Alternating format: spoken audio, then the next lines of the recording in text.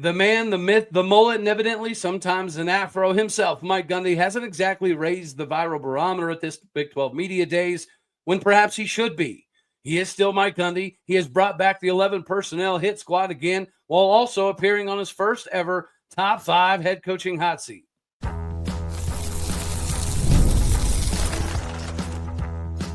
You are Locked On Oklahoma State, your daily podcast on the Oklahoma State Cowboys, part of the Locked On Podcast Network, your team every day. Howdy, y'all, and hello, all. Welcome back to Locked On Oklahoma State, your top stop for all things Cowboy and Cowgirl related. My name is Cody Stovall. I want to thank you kindly for stopping by to make this your first listen. We're available on all of your podcasting platforms, visually as well on YouTube. Find me personally on X at Aldeo State. Today, we get to jump right into the episode with this Mike Gundy being in a top 4 hot seat conversation put out by CBS. There has been times in Mike Gundy's career where you could potentially say he was on a warm seat. I think some of us could agree that there was a failure of capitalization after the 2011, 2012 run. When you go back and look at the 2017 season, that roster had 24 NFL players on it, and we did end up with 10 wins, yet it felt like there was more to be desired throughout that season. And then afterwards, he was flirting with the Tennessee job. Perhaps that could have been a moment that he was on the warm seat. The things that transpired in 2022 inside the locker room between Casey Dunn and Spencer Sanders and the wide receivers and the split, perhaps that could have led to a potential warm seat or him maybe not being at as many practices as he should be during that time frame. Perhaps that could have been a warm seat moment. After a 3-win season, it is natural for any coach to pop up on the warm seat or, in this case, the hot seat. However, I actually don't agree with this, primarily because a recognition of failure is the biggest thing when you look back to this previous season with Mike Gundy. If we would have rolled into this season after a 3-win campaign with Casey Dunn and Charlie Dickey and Jason McIndoe and Joe Bob Clements and Brian Nardo, then maybe you could have had a viable argument as to why Mike Gundy should be on this potential hot seat list. But the thing that strikes me is they're not affording the same things for Kyle Whittingham that they are for Mike Gundy, right? Utah had a disastrous season. They only won 2 more games than we did, yet coming into this year, Utah is still being projected as a team that could potentially win the conference. They're in the same boat. They're bringing in a completely brand new quarterback. They're bringing in a lot of different pieces around what should have been the Cam Rising show, yet it wasn't. Yes, they have Isaac Wilson returning, yet the thing that is the common component that keeps being brought up is that Kyle Whittingham is still returning, and it's still Kyle Whittingham, and he's going to have this team back, but they're not giving the same assurances about Mike Gundy. And for the times that I have been able to beat down the door on why we should be approaching some of this Mike Gundy conversation differently, it's this recognition that gives me a lot of security in this upcoming season. He did fire everybody. He did go on and hire some big names that we'd never ever gone after before. Getting the Todd Granthams of the world from the SEC and the NFL, that was never a conversational piece for Mike Gundy. That alone shows me that he understands there's a new direction, there's a new lay of the land, and he needed to get involved with it. The embracing of NIL to the point that Oklahoma State is now being competitive with all the teams in the country. When you have the number 1 recruit in Oklahoma, the number 1 recruit in Arkansas, turning down the OUs and the LSUs and the Oregons and the Georgias of the world to come to Oklahoma State, to me, that validates that the NIL packaging alongside the aggressiveness of this coaching staff is being realized. Yet nationally, obviously, it's not getting realized. There's been moments that maybe Mike Gundy could have been on a hot seat conversation, but I don't necessarily think this was one of them. If he would have stuck to his guns and said, I'm not going to change anything, I'm not going to address anything, I'm not going to fire anybody, then I think it's a viable conversation that he has to be not only on the hot seat, but at this level. But it's the things that he's done that he never was willing to do previously that indicates to me this is a different version of Mike Gundy. And yes, at Big 12 Media Days, he's not having to talk about the 1,000 beers down the road to make up for Ollie Gordon. He's not having to discuss rattlesnake hunting and things of that nature. But maybe he should be reminding individuals, including people like myself who've been on the Gundy hater train before at times, that this dude is still the same guy who's relaunched Oklahoma State football, who's put us in a completely different stratosphere, who's put us in a position that winning 7 games is no longer the Super Bowl. Winning 9 games is more of a realistic expectation.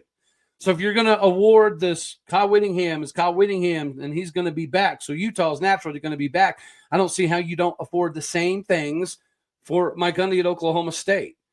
It's the recognition of the deficiencies that are a breath of fresh air.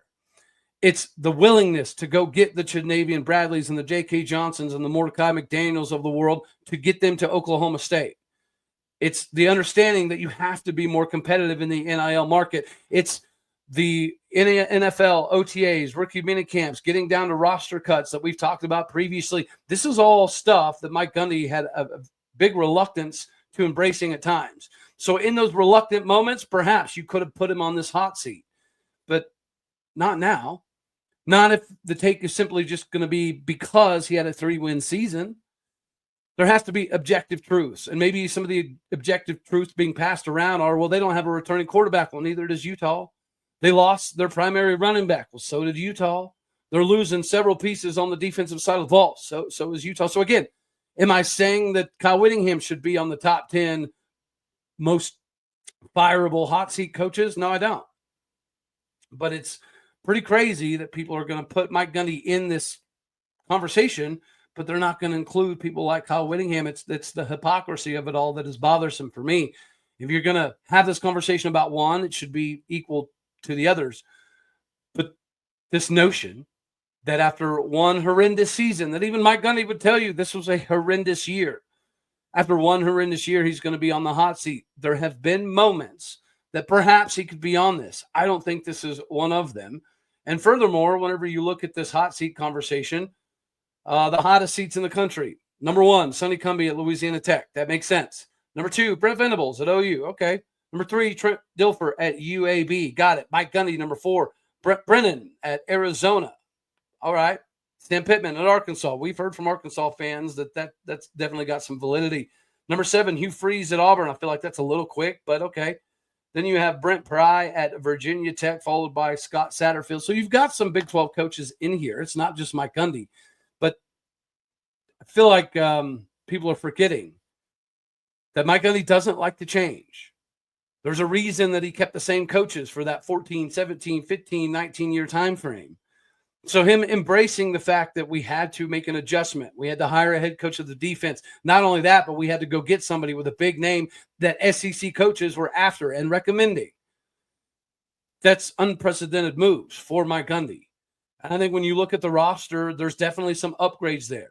There's definitely some indications that this offense is going to look more reminiscent to some of the traditional Oklahoma State offenses. We mentioned that 2017 squad with 24 NFL players on it. When you have Mason Rudolph and Justice Hill and Chuba Hubbard and Tylan Wallace and Dylan Stoner and Tyron Johnson and James Washington. Yeah, those are the offenses that were synonymous with coming to Oklahoma State. Having a top-tier defense wasn't really recognizable until Jim Knowles did it in 2021. And that is yet another coach that he kind of got from obscurity at Duke. This isn't the same thing. And I think the connection with Doug Mecham to the old school offenses is what should have a lot of us excited. Not to mention the fact that Mike Gundy typically rises to these occasions when all bets are off.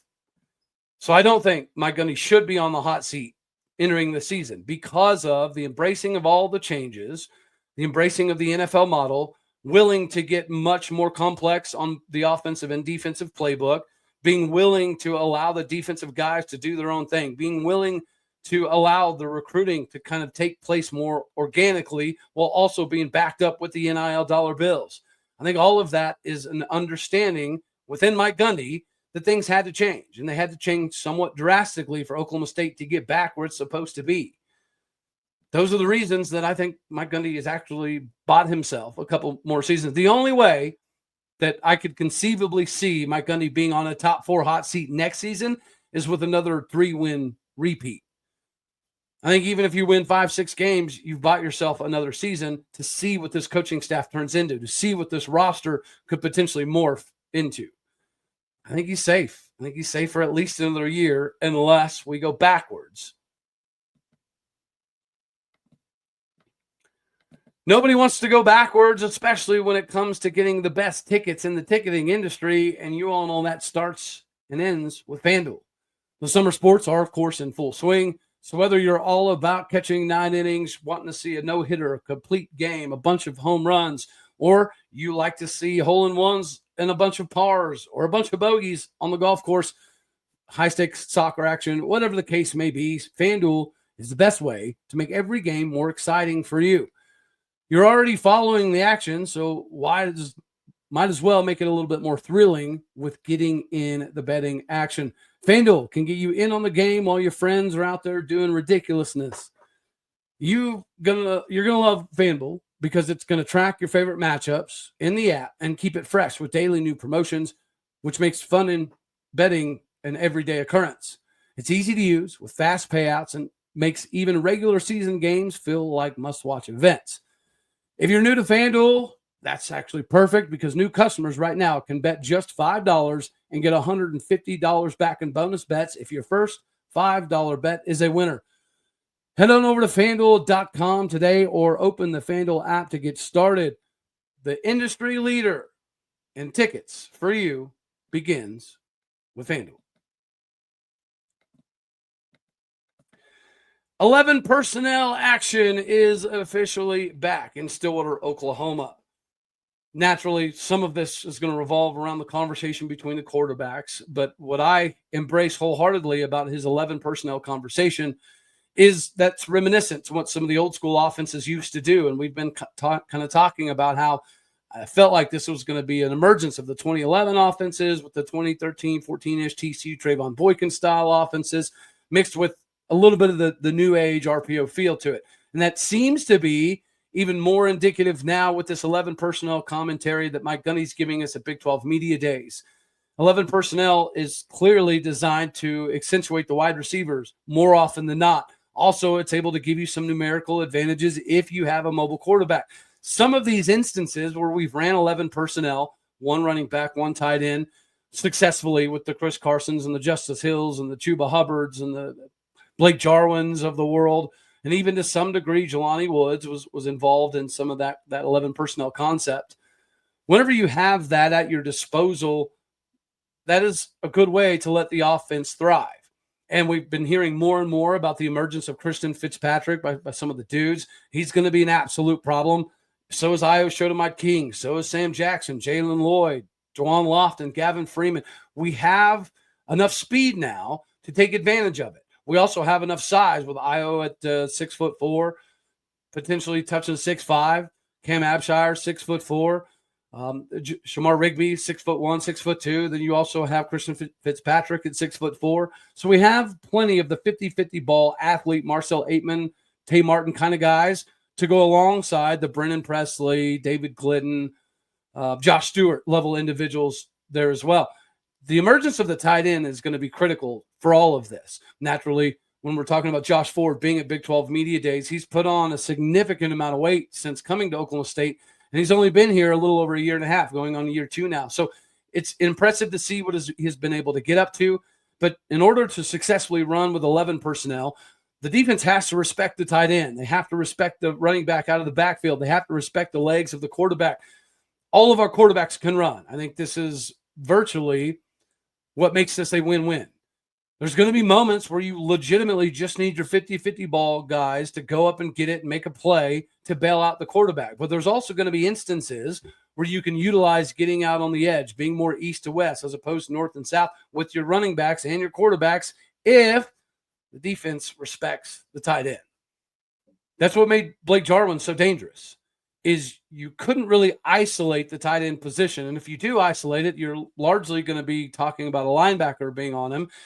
If they have the size and the speed, then there's always going to be a little bit of a discrepancy when it comes up to the matchups. So if you trust that Josh Ford is going to take even a little step in his sophomore season from this previous year, then we have to like our chances. If you believe that Haas Haney is going to continuously get faster and Zane Flores is going to be close to that kind of speed, plus Banks Bowen is already at that level speed, with the tight ends being functional and having different layers of running backs, because, again, we have the Thunder guys, Rodney Fields, Sesi Vailahi, at some point in time, right? Freddie Brock is going to factor into this equation. So is Caleb Hicks. Then you have the Thunder guy and Trent Allen. This offense is going to be designed for a lot of speed, a lot of mobility, a lot of getting the defense to manipulate east and west so we can find advantages, launching deep shots. And it has me extremely excited.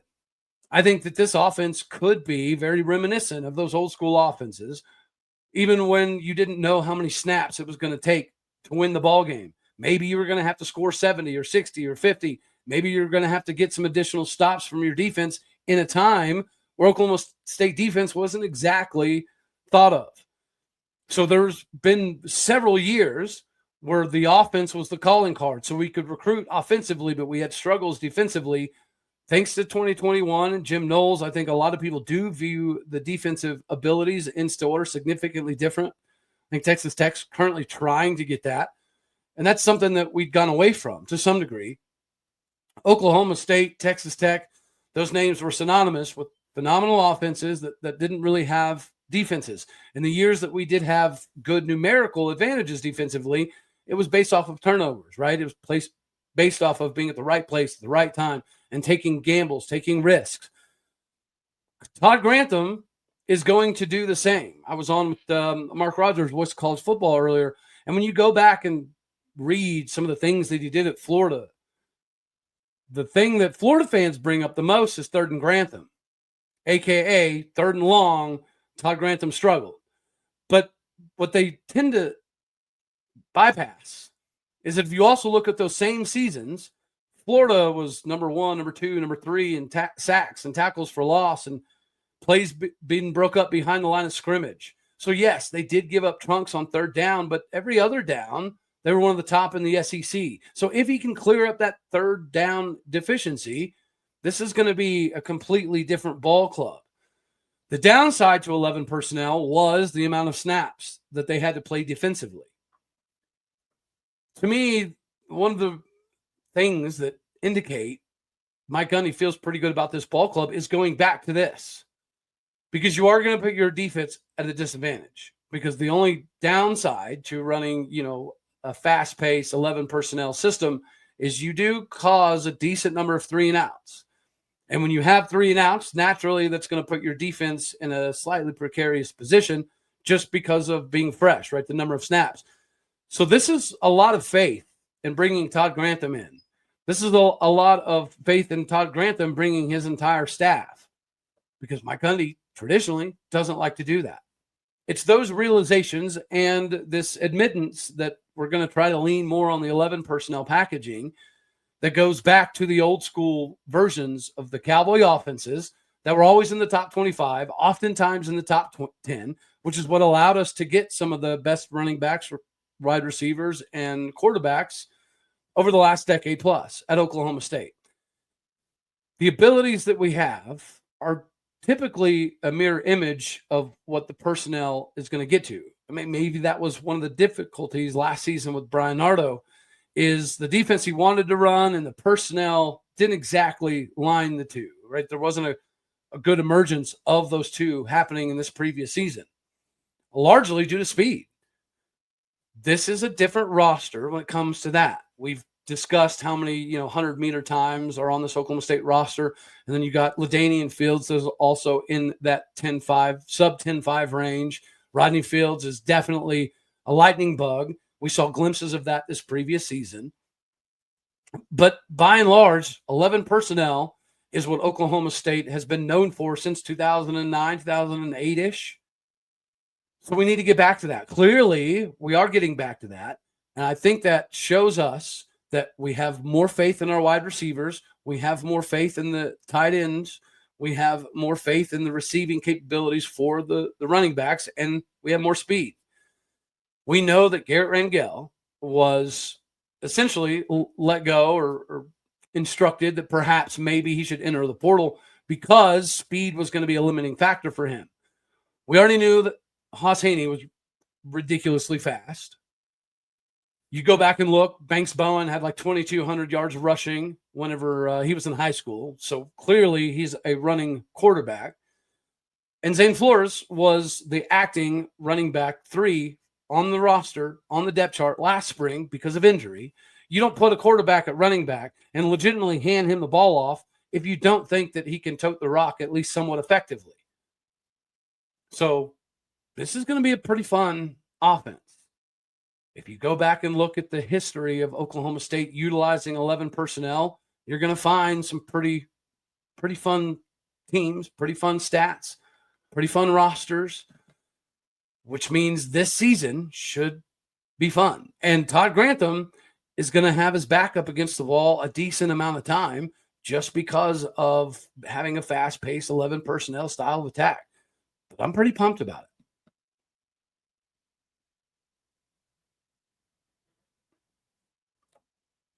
I'm also pretty pumped about the EA Sports college football game being back in play.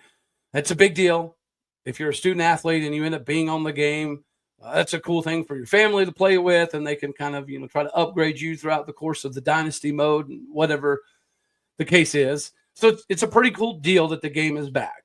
Last season, there was a lot of things that they were getting ironed out to enter this year. And Oklahoma State does have representation, starting off with Mike Gundy rocking a mullet, but actually in the game, it's a fro. He's a big dude with an afro that doesn't tan very well, according to EA Sports. But even outside of that, his overall ranking is like a 60. Compared to the other Big 12 coaches, he is the highest rated Big 12 coach. There's a couple other dudes that are like 58, 59-ish, but nobody is hitting 60 like Mike Gundy. So at least EA Sports is giving him some of the credentials to offset this afro that he has in this game. If you haven't seen a picture of it, I do implore you to go check it out because he's wholeheartedly got an afro. As it pertains to the ratings in the game, a little crazier. And then I know whenever you go to dynasty mode, pretty much everybody got a few bumps up. But looking at this game, just when you get into the game, the highest rated player is Freddie Brock at 87 overall with 89 speed. And you know what? Freddie Brock does have over 2,300 yards rushing whenever you combine what he did at Maine and Georgia State, whatever. But if he's going to be healthy right away, then perhaps this is viable. I'm curious as to whether his injury bugs at Georgia State are going to catch up again and kind of get him here. AKA, it might be a few weeks before Freddie Brock is 100% ready to rock and roll in the system. Nonetheless, it's cool for him to be up on this. And when you do have almost 2,400 yards rushing, I think it does make sense that you're going to crack on this list. The next highest rated Cowboy is UCLA transfer Jalen Davies at 84, followed by Kyron Duhan, the freshman All-American defensive end transfer from UTEP that was sought after by several SEC and Big Ten schools, so that makes sense. Next is Trent Hallen at 82, followed by Talon Shetron, 81 with a 92 speed. Then you have Brian McCoy, 80 overall, Christian Fitzpatrick, Caleb Hicks, Sessi Vailahe, Mordecai McDaniel, Rodney Fields Jr., Cam Smith, and then it goes into Cam Epps is obviously up here. Deshaun Brown is heavily into this conversation. Jaleel Johnson, a little surprising, 75 overall. We've been hearing a lot of good things about him throughout the course of this offseason. But I think the ratings in and of itself are a little underwhelming. Some other notable names I kind of wanted to talk about. Shamar Rigby, Purdue, wide receiver transfers, a 76 overall. Landon Dean, by way of Kansas, hasn't really got to play a lot yet, but he's a 76 overall in the game. Westfall, the punter, 75 overall.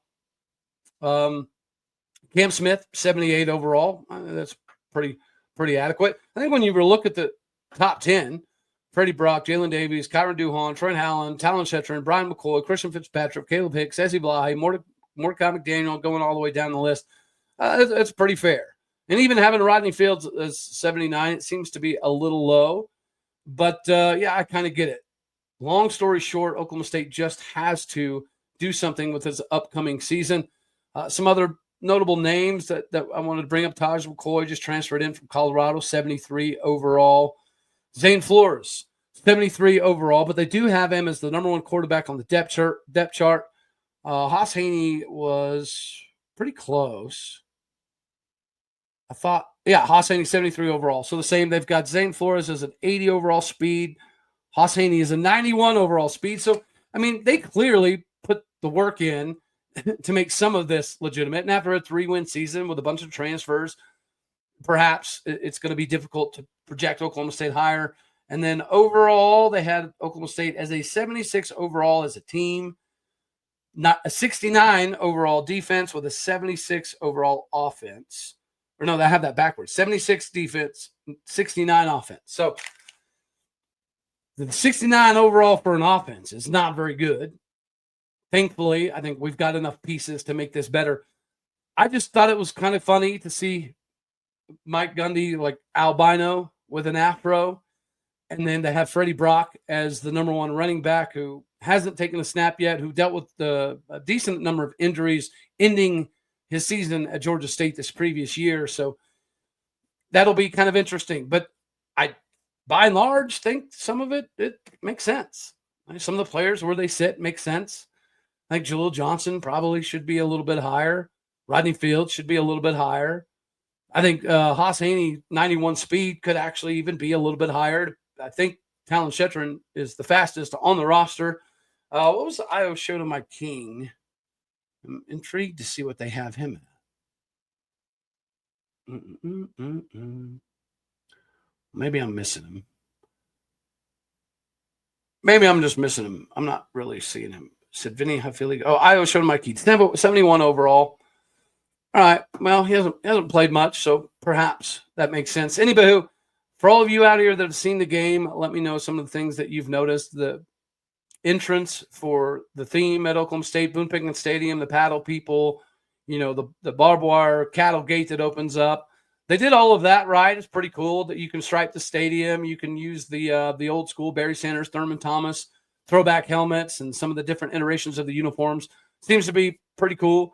So let me know down in the comment section, do you guys agree with Mike Gundy being on this hot seat? If you do, what would be the justification? Are you excited to see 11 personnel come back? Because we have been changing the offense, especially recently, to suit more of the fullback, H-back, Ollie Gordon style systems where we're not really zone blocking scheme going east to west. It's more of a smash mouth, north and south system. Do you think that's going to work out? Are you excited about this new 11 personnel? What do you think about Mike Gundy's afro, his albino afro, nonetheless, in the game? And some of the player ratings, do you think all of these ratings are fairly accurate? If not, who should be higher? Who should be lower? What would you change? So on and so forth. Anywho, that's all we're going to have for this one right here. As always, I love you. God bless. Go Pokes. Thank you for tuning in to make this your first listen here in Locked On Oklahoma State. You could be anywhere, so happy you choose to be here. We are going to break down more of the dichotomy between the quarterbacks and what it could be reminiscent of in the past. But leave it a like if you liked it. Dislike if you didn't. That's okay, too. More importantly, share, comment, and subscribe. My podcast, people out there. You're the bricks, the bread, the butter, the fountain, the fondue, the funny stuff, the funky stuff. You're all of it. You know what it is. Go do what you do. Hit the stars. Leave some reviews. Alrighty, y'all. Later, taters.